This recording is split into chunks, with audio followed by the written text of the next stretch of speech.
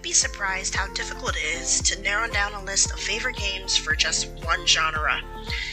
I have played a lot of video games growing up, games that came back out when I was a kid that are still remembered fondly by me today, and as it is my birthday, I keep reflecting and thinking about those games and how there are some adulting responsibilities that have hindered my ability to play games as much as I would like anymore, which is why this list is super urgent and super important.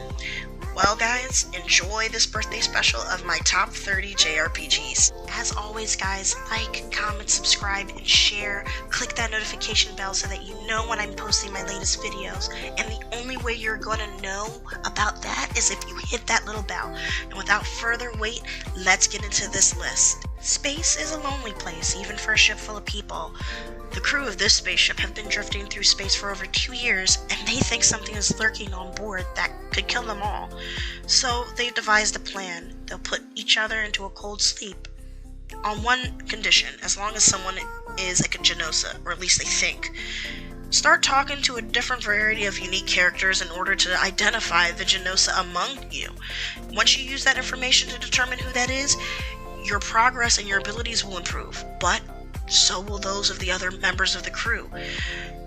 As your roles increase, theirs do too, and it starts to become harder to tell who is telling the truth in this sci-fi mystery JRPG. Final Fantasy Type 0 HD Remaster released back in March of 2015, and with it came a demo copy of Final Fantasy XV Episode Disque, which I was more than glad to buy. But boy was I surprised when I gave this game a shot. This is one of the more darker than the typical Final Fantasy type games, and I absolutely adore it for that reason. Class Zero is a group of 14 students from the Dominion of Rubrum who are forced to fight an invading military force from the neighboring Militesi Empire. Now, if you want something that has both a compelling narrative and addicting gameplay, then this is just the game for you. It was a joy to play, and all of the characters are unique, and you might come to like some of them. The story is good enough to hold your interest throughout the game, and you can even get more out of it if you listen to the interactions between the other characters. This battle system is by far one of the most intense and fun to get out of. You'll get at least 100 hours out of this game, and it's worth every penny for replay value. Nowadays, this game you can get for extra cheap. Don't think about it, just dive in. This game is like a beautiful dream. It's not just the graphics, although they are absolutely gorgeous. It's not just the music either, although those songs that are on this are absolutely incredible. It's everything about the game, from the characters to the story to the way the plot plays out. The game is based around the dream world of a dying Chopin, yes, the composer, but even if it wasn't the case, the world itself is easily one of the most beautifully designed settings I have seen in a PS3 game in a long time. The playable characters are cute, charming, and lovable. Chopin himself is playable among the unique characters, and fighting in this game is easy to learn, but it takes a little tricks to get you going once you get through learning the system. This game is a must-play. It deserves to be recognized as one of the more hidden JRPG gems on the PS3 or Xbox 360. If you don't believe me, take a look around on YouTube. I love indie studios. There's something different when an international indie studio sticks their foot in the door to deliver something completely unique. And this is one I adore from Colombian studio Dreams Unincorporated. Cris Tales is a fresh twist on classic JRPGs with a story-driven combat system that lets you make the choices that shape the world around you. Join Chrisabel and her companions in their struggle to stop an evil force from destroying everything you know. The Langrisser series is one of my favorite examples of a remake game done right. The stories and characters are still great, but the new music and artwork make it feel like a totally whole new game. Now, this is a strategy game that focuses on the player's ability to juggle between multiple forces with different skill sets in order to win battles. You are in a world that's been ravaged by war spanning multiple generations, and it's up to you to decide who your allegiance lies with. Command Leiden, Elwyn, and their companions in their quest to obtain the sacred sword Langrisser and restore peace to a land torn apart by conflict. decide between order, chaos, or anywhere in between in the 2 remastered games for modern consoles. This game and its gameplay is similar to Fire Emblem or Final Fantasy Tactics, so that's what makes it stand out, in addition to its branching paths. This is a must-have and must-seek for strategy enthusiasts. Getting tired of playing old Pokemon? Well, make the switch on over to Digimon. You have a monster catching issue, don't you? Well, in this game, you're playing as a young student, and your life is pretty standard. You go to class, you hang out with your friends, you do homework, you sleep, you use your computer, you chat with your friends on there, and it's pretty average. But one day out of nowhere, you all get a message from a hacker, and that hacker tends to be one of the most dangerous people you could know, and they've got plans for you, and you have to journey through cyberspace as a result of meeting up with said hacker. You're gonna travel around a place called Eden, which is a physical interaction cyberspace network where people from all over the world can meet. And people aren't the only thing you are meeting in Eden. You're also meeting digital monsters, Digimon, that manifest themselves so that you can capture and help you to find a cure for yourself. Now, I want to keep in mind that this is a complete edition for the Switch and the PC. The PS4, you only get Hacker's Memory, but it's still a really well written game. The GRANDIA HD Collection is a collection of games that were initially released on the original PlayStation. They're still really good games today. The battle system is fantastic and has aged quite well, and each of the games has a solid plot line. But there are a dozen of hours worth of missions, side quests, some dungeons, and grindy ones at that if you're into it. And while there are some bugs and performance issues, and they're minor and in between, especially on the Switch, there is a game out there, and this is one of them that will keep you occupied for dozens of hours. GRANDIA is a game that I would recommend to anyone at any point in their life. It is rich and full of well-thought story and memorable experiences. It'll give you all the wonderful feels, and it has memorable characters that you can't help but get attached to. And this is really a love letter to JRPG classic fans. Do you like stories? Do you like games with cool designs for weapons and armor? Do you like games that have 2 campaigns, one for each main character, or better yet, a video game that has an anime tied to it? If so, then Scarlet Nexus is the game for you. The Other Suppression Force, or the OSF, is a group of psychokinetic agents who have been tasked with defending New Himikula from creatures known as the Others.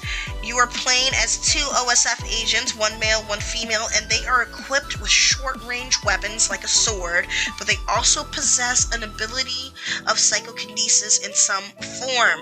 Now, Scarlet Nexus, it definitely has an awesome story to it, with awesome combat and scenes with some very nice customization options. Now, again, this game has 2 campaigns in the form of 2 main characters, and they have their own missions to play through, which makes this game even more compelling because it allows you to experience the same events from 2 different perspectives. Sailor Moon fans rejoice, as there was only one, to my knowledge, JRPG released with the Sailor Moon name attached to it. It was for the SNES or Super Famicom, but only for Japan. I know, if you are a fan of the anime, this game takes place roughly between the scenarios of the 3rd and 4th season of the series.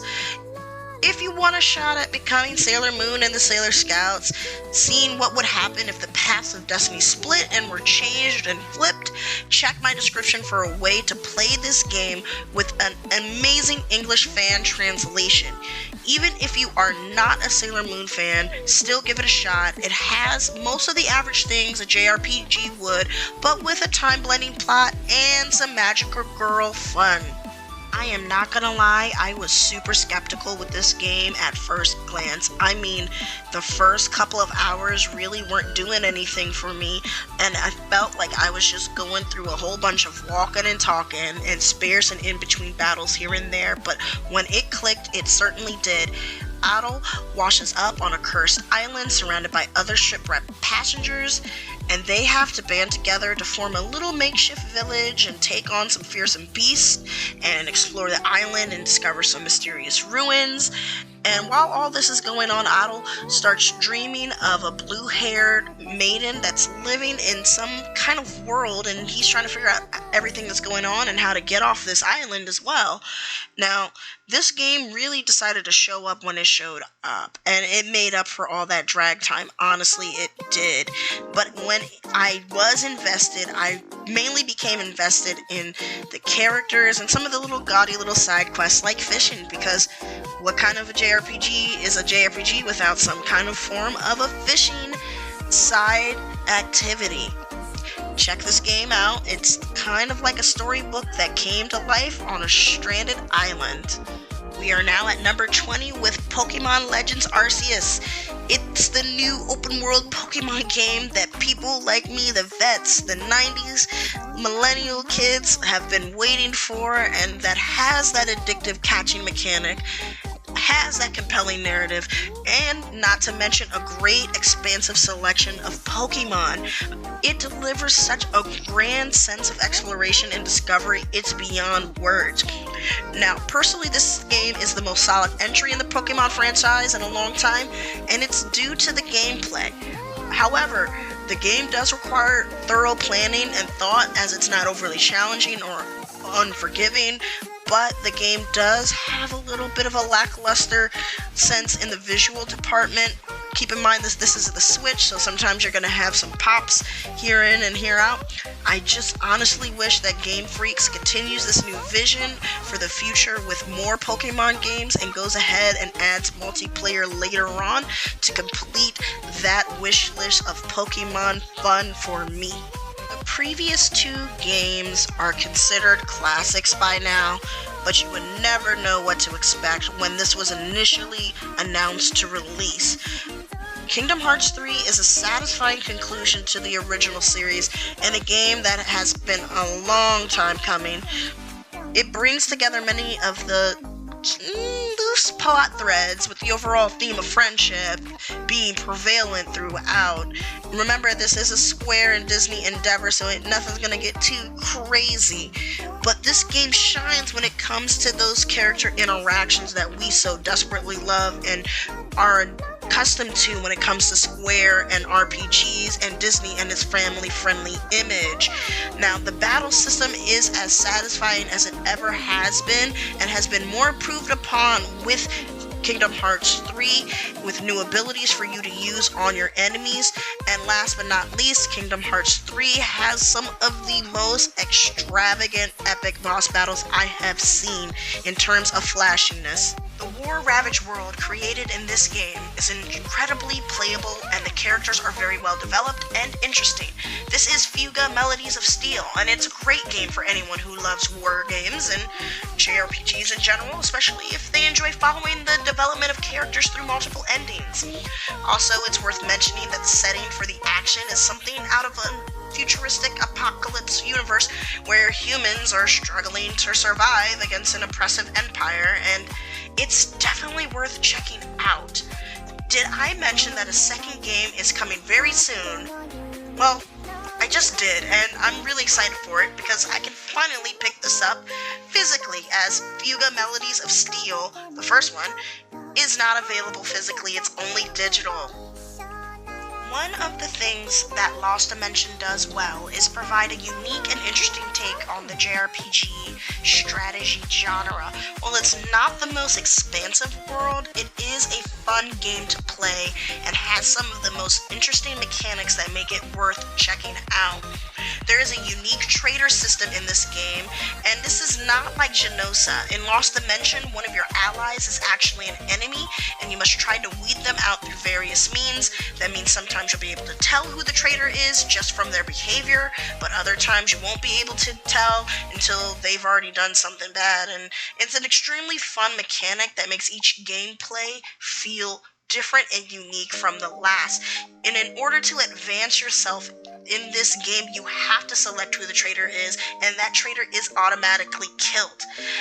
The gameplay also plays out something like your modern tactical JRPG. You don't move around a map like in Fire Emblem per se, but you have more of a circular area you can maneuver in, and you have your standard JRPG elements like abilities or gifts for your characters, that each character has their own version of something, and in this case it's a psychokinesis ability, like pyrokinesis, for example. I can't wait, in general, for this game to be available if and when on the PS4 and PS5, if Sony allows it through PlayStation Plus. But if you are interested in playing it, unfortunately, I recommend trying to find it on eBay for the PS3, as the PS Vita version is extremely expensive. I've never played an Atelier game before, as I mentioned in one of my previous videos, so I didn't really know what to expect from the battle system or the characters when I first dived in. But I was pleasantly surprised to find a game that is so much fun and easy to get into in Atelier Ryza, Ever Darkness, and the Secret Hideout. The characters are great, they have big development arcs, and over the course of the game, if you know anything about me, I love character development. It shows growth and promise, and you'll be able to actually see this in this game over time because your party members still kind of remain active even after they leave your party, and it's really nice to be able to see how they've grown and experienced things throughout their journey. Now, the crafting system is what Atelier is famous for, and it's one of the most addicting gameplays that I can even say I've had in a while, and it's one of those games where I would sit down and play it, and before I knew it, minutes, hours have just passed and flown by, and it's just a great experience. Now, the story really builds up as well as you learn more about the history of the world, and it's also pretty relaxing to play through. It's not boring at all. It's interesting as you learn more about what's happened in the past, and especially since there's a lot of little twists and turns along the way. I highly recommend you to dive into this Atelier game. We are now halfway through my list, and Bravely Default 2 has made number 15, and it is a JRPG for those who want a little bit of going back to that old school classic feel, but with some fresh coat of paint. It has a warm feeling of nostalgia, but with enough newness to keep you captivated. It has the same kind of grind-heavy system as the first game did, but this time it feels like there was a better conversation and development about how to balance the grinding and how strong an opponent is.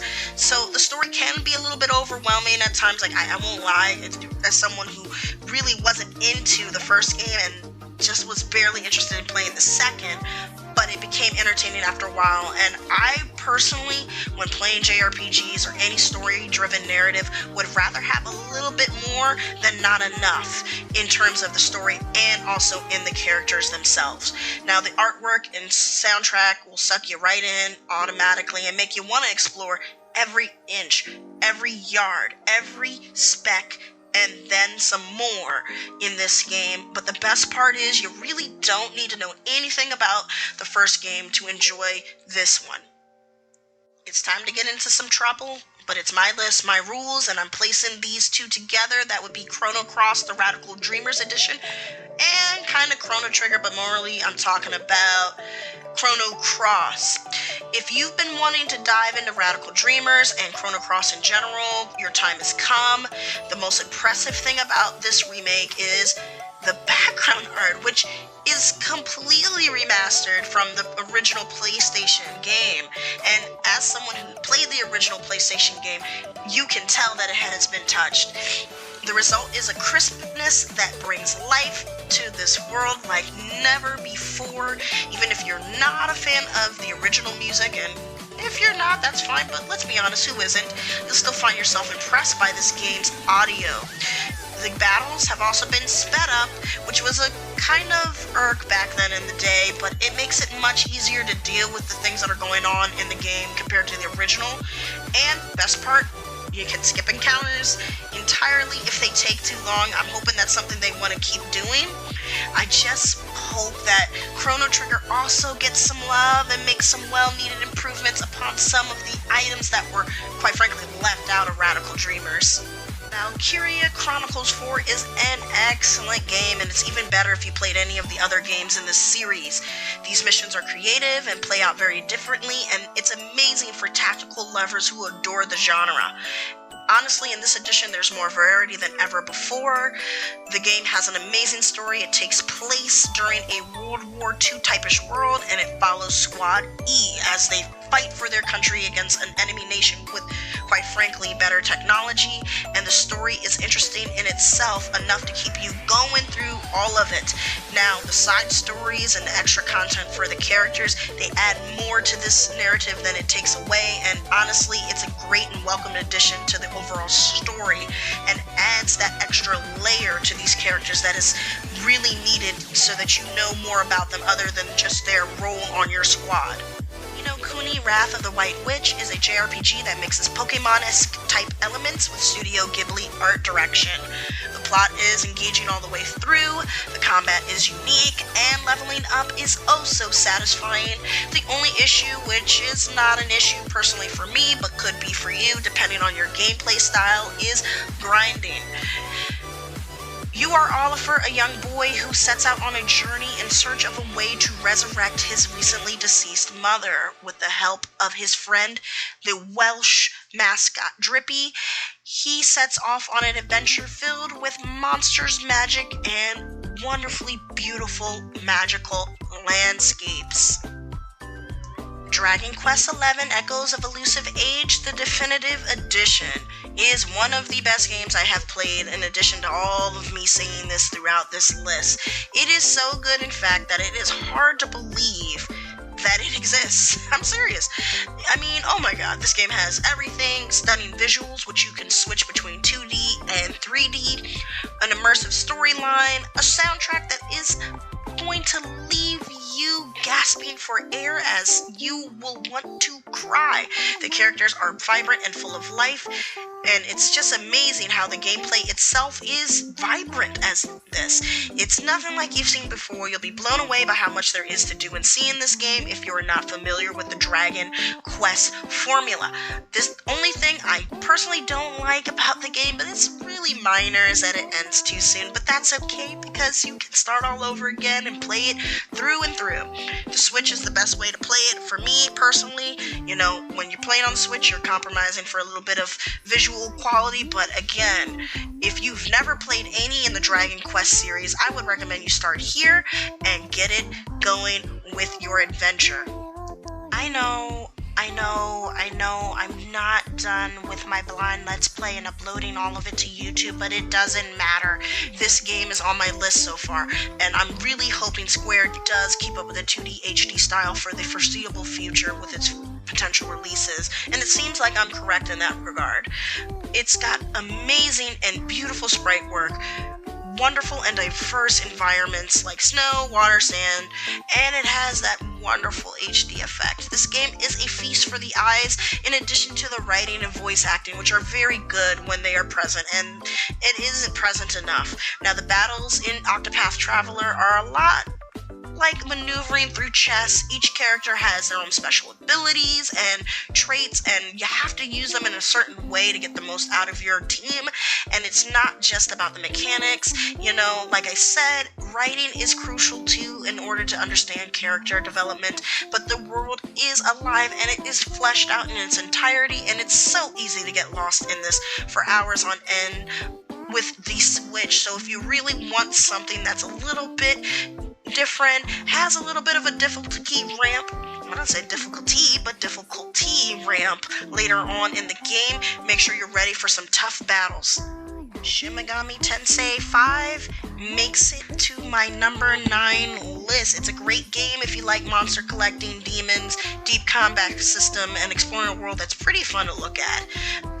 Unfortunately, personally to me, it's not really ideal for those that are looking for like full lore heavy story and characterization, but the game does feature cool demon recruiting system that's always ever present in Shin Megami Tensei, and I want to make it clear that this is not Persona. Persona is a spin-off of Shin Megami Tensei, and you have to find these demons in the wild and try to convince them to join your party. You can avoid them, you can keep going forward, and also there are side quests, and some of them are pretty fun and pretty different, and there aren't quite enough of them, honestly, but they're really usually well fleshed out enough that they don't feel like filler. The Tales of series is a beloved staple of the JRPG genre, and its latest game, Tales of Arise, is no different. I have not so long ago, at the beginning of this year, platinumed this game on the PS5. I'm not going to go back to do a PS4 one, but it does feature a host of diverse characters and a compelling combat system with excellent progression, breathtaking environments, and plenty of content to keep you occupied after you complete it, plus New Game Plus. It's a lot like its predecessor in that regard in terms of endgame content, but what it does differently is introduce us to brand new characters and more captivating stories and a lot more fights than usual. And with that being said, if you really enjoy JRPGs or you just want to try something different, then Tales of Arise is definitely worth checking out. I really just did a review of this game, didn't I, recently? Well, same points there are going to be here. I love strategy games with an ever-flaming passion, and it seems that when I look back on this list, it's just taking up most of my spots in that regard, and I haven't really finished it all the way for my second playthrough, but Square, please keep up the pace with these games you seem to be releasing in 2022. The link for that review video I made is in the description. We are now down to number 6, and that is The Legend of Dragoon. When I started this channel back in 2011, it was with a really cheap capture card and a love of Legend of Dragoon. And this is known as the Final Fantasy killer, and it's the game that changed me in ways I just can't say. Now, this game isn't perfect, of course, but the lore, character development, interactions, designs, and even the music is a staple for me. And there is a reason why there's a cult following for this game, and there is a reason why so many people will gladly buy a PS5 if there is ever a remaster or remake mentioned for this game. The Legend of Dragoon begins with a young man named Dart traveling home to his hometown Cells, which is under occupation by the Sandoran army. Dart is saved by certain doom from a mysterious woman warrior, and along the way, he discovers that Shauna, his childhood friend, has been taken prisoner, and he must venture forth to Helena prison to save her. If you guys are interested in watching those videos, there's a link in the description for the first playlist in the series. We're down to number 5, and that is Persona 4 Golden. I wasn't going to get too far without finally getting a Persona game on the list, and this one is the very first Persona game I had ever played, and I am so glad that I did. I'm more upset that I lost the Vita game cartridge back in college, but it has a place and a high one on almost every JRPG lover's list, and that's for a reason. 100+ hours of gameplay captivates, motivates, laughs, and even makes you cry in a way that touches you like no other. I'm excited to know that this game will potentially release again on the Switch and modern consoles with plans to rebuy it. Social links, personas, mysteries, and more. I can't and I will not spoil it, but go ahead and see why for yourself. As of right now, there's no confirmed release date for the Switch or the PS4, but maybe this year or in 2023. This is the next video that I'm hopeful that I can get out and pump out before August for you guys on my channel. But if you think you know your strategy JRPGs, prepare to have your expectations completely shattered. Triangle Strategy is a strategy JRPG that combines the cinematic action and the wonderful beauty of Square Enix production with a compelling story and addictive gameplay that you come to expect from a Game of Thrones type situation. It's extremely deep, and the battles are ever so satisfying, and it has excellent campaign full of narrative and surprises, and an excellent cast of characters that make for a diverse strategy on the battlefield. It looks fantastic, performs flawlessly, and you can play again and again because there are multiple routes. The story follows Sarah Noah Wolfort, the heir of House Wolfort, and his childhood friend Roland as they attempt to navigate their way through turmoil and several conflicts involving the entire continent of Norzelia. Fire Emblem Three Houses is one of the best games I've ever played, in addition to all of the other ones on this list, and it's so much more than just a simple JRPG that's being marketed to oblivion. It's an experience that will leave you breathless. emotionally drained and wanting more by the time you finish. The game offers a compelling story that will take you at least 70 hours to play through. I've racked at least 100. The characters are so well designed, you'll fall in love with them right away, and the battle mechanics are fun and exciting and keep you coming back for more. And when you're not in battle, you can spend your time running around the monastery, visiting and interacting with characters, shopping for weapons, cooking food, and even fishing. The graphics have been vastly improved from previous titles in the series. You'll just be completely blown away. In addition, this is the first time full voice acting has been added to the game since its inception back in 1990. We are now down to number 2 with Persona 5 Royal.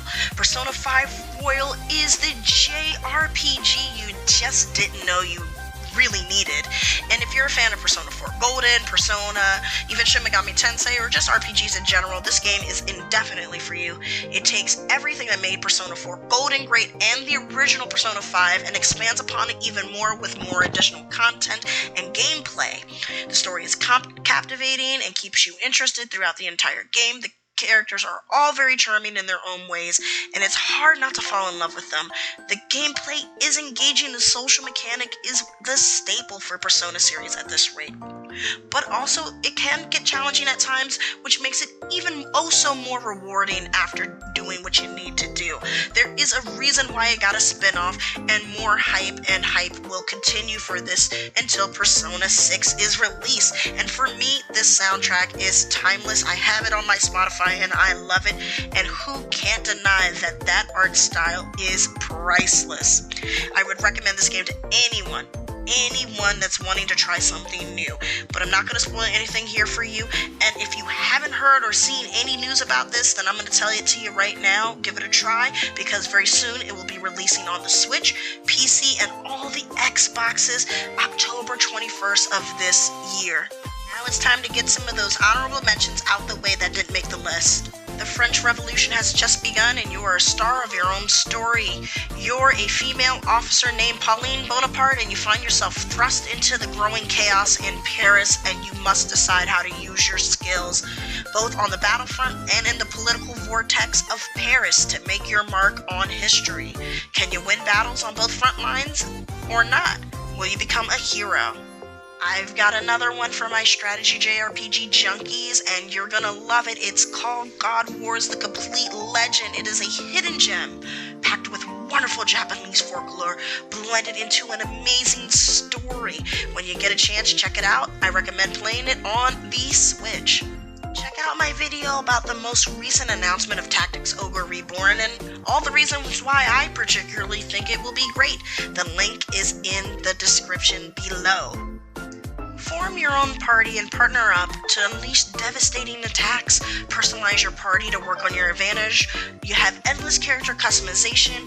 Adventurers will cast and create their own party from 4 unique races and 10 different classes to explore an uncharted labyrinth in Etrian Odyssey 5 Beyond the Myth. And finally, with Final Fantasy VII as my number 1. Final Fantasy VII is one of the few games that can be considered a true all-time classic.